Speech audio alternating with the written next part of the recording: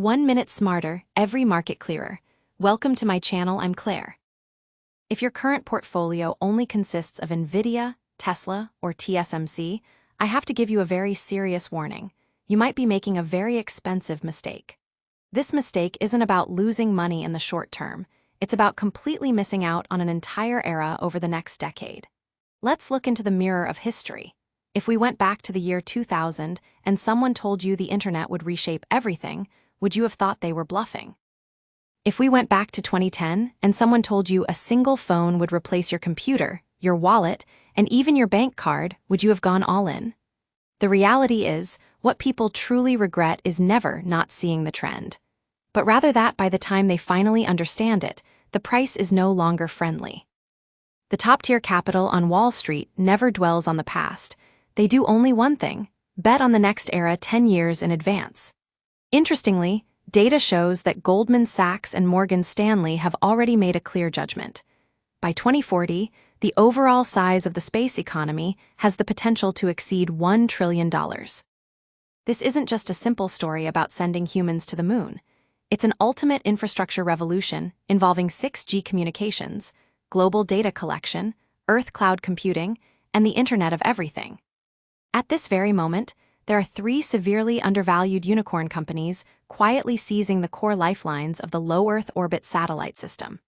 Their current positions are extremely similar to Tesla 10 years ago or Amazon 20 years ago.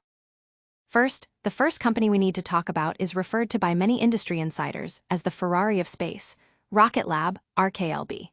For a long time, the aerospace industry was an exclusive game for national teams, where NASA or the Russian Space Agency controlled everything, and ordinary companies simply couldn't compete. But SpaceX changed the rules.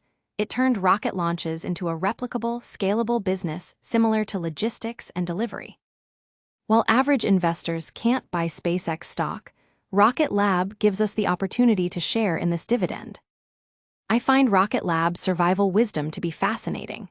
In the launch sector, SpaceX is indeed a giant, but in a typical winner-takes-most industry, the second-place player inherently possesses massive strategic value. While SpaceX focuses on Mars and the super-heavy launch vehicle Starship, Rocket Lab chose not to go head-to-head.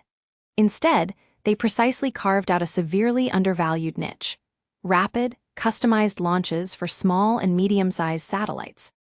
Their core product, the Electron rocket, has completed dozens of successful launches.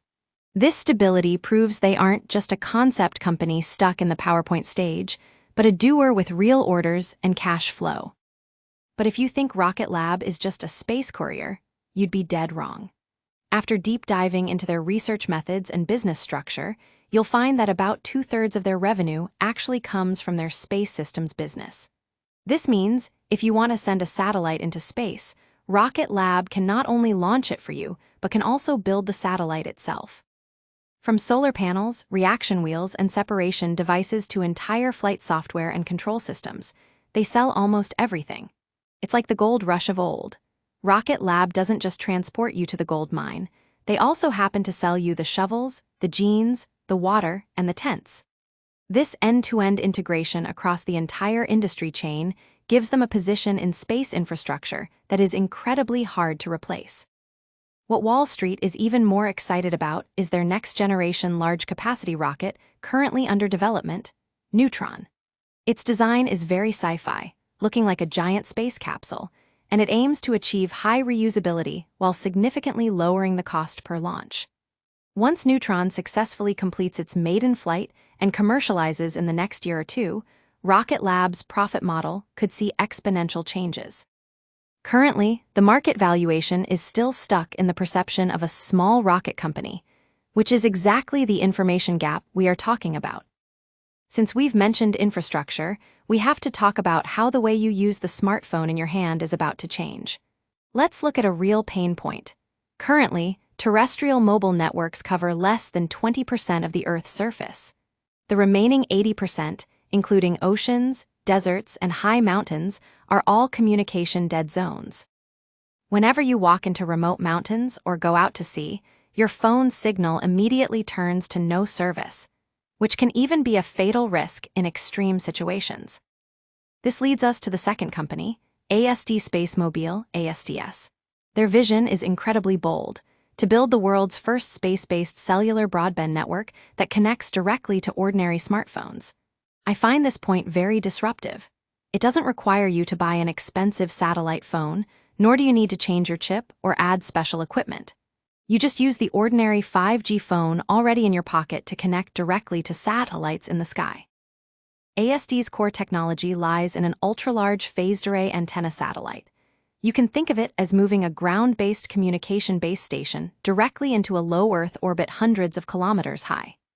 Because the antenna is large enough and the power is strong enough, ground phones can communicate without any modification. 2 years ago, many doubted this was a scam, but the turning point came after their prototype satellite, Blue Walker 3, successfully entered orbit. ASD achieved satellite voice calls and high-speed data connections using ordinary phones for the first time in human history. Interestingly, ASD's business logic is very clever. It hasn't tried to disrupt traditional telecom operators. Instead, it chose to ally with giants like AT&T and Vodafone. For operators, connecting to the ASD network provides immediate near 100% coverage capability. For ASD, it doesn't need to dump money into advertising to attract individual users. The operator's existing billions of users are naturally its potential customer pool. There are about 5 billion mobile users worldwide. If even just 1%, such as hikers, pilots, or ocean-going sailors, are willing to spend a few extra dollars a month for this service, the profit margin is astronomical. Moreover, the barrier to entry for this technology is extremely high. It would take followers at least 3 to 5 years to catch up. If Rocket Lab is building the roads in space and ASD Spacemobile is laying the network, then the third company, Planet Labs, PL, is turning space data into cash flow. In this data is king era. Whoever controls information controls pricing power. Planet Labs is known as the search engine of Earth. It is currently one of the commercial companies with the largest number of satellites in orbit. It possesses a terrifying capability: updating imagery for every inch of land on Earth every single day. What does this mean? Wall Street hedge funds no longer need to wait for Tesla's earnings reports.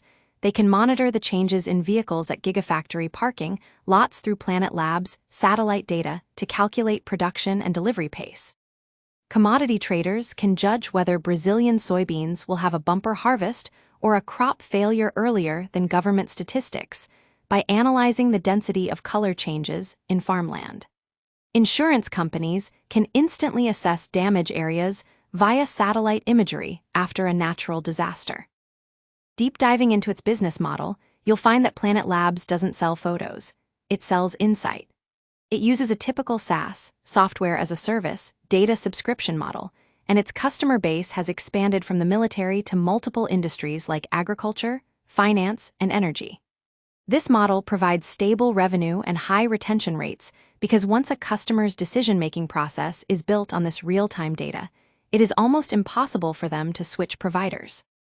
More importantly, with the involvement of AI technology, Planet Labs is using artificial intelligence to automatically identify changes in images.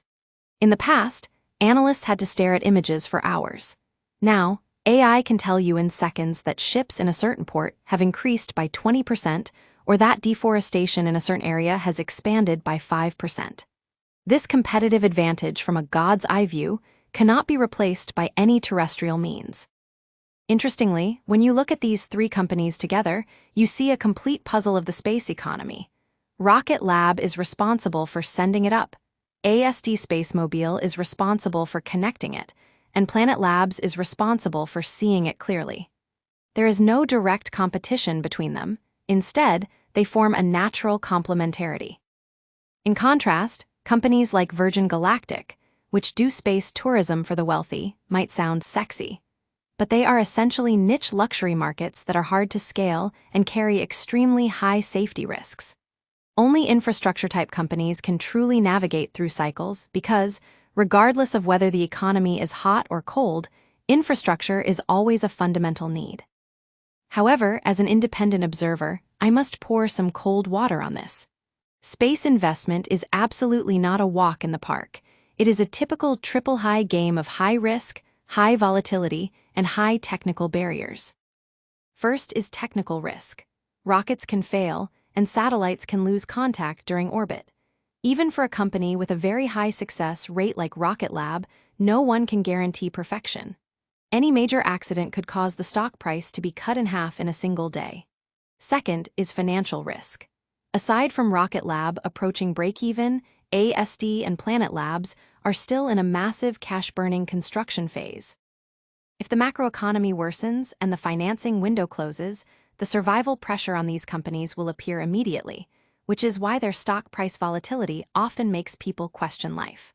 Finally, there is regulatory risk. The allocation of radio spectrum, the occupation of orbital resources, and the management of space debris are all strictly regulated by governments worldwide. A small change in policy could change the rhythm of the entire industry.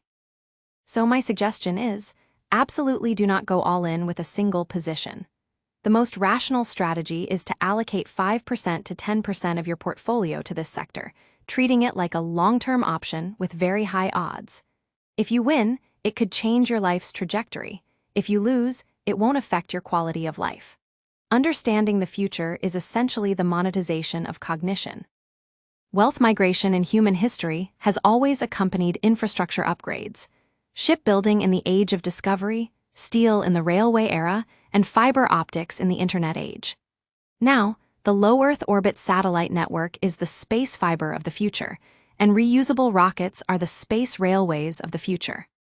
We must understand that in the current geopolitical environment, the US government and military will never rely solely on SpaceX. They urgently need Rocket Lab as an alternative. And this background of Pentagon orders is their most solid foundation. Meanwhile, the connectivity equality provided by ASD allows ordinary people in developing countries who cannot afford hundreds of dollars for receiving equipment to get online. This is true inclusive technology. And Planet Labs' historical database is becoming an asset for training powerful AI models. It is, at its core, a big data company. All in all, opportunities are always reserved for prepared minds. Don't be the person looking back at now from the year 2030, regretting that I clearly saw the direction back then, but did nothing. The tipping point for the space economy is near, and these infrastructure companies are quietly turning science fiction into reality. It's like building a railway in a desolate wilderness. At first, people only see the dust in the air and the massive expenses, but when the first train whistles past, the value of the entire continent will be completely rewritten. If you enjoyed this, please like and subscribe to stay tuned. I always appreciate your feedback, so drop a comment below. Thanks for listening, and catch you later.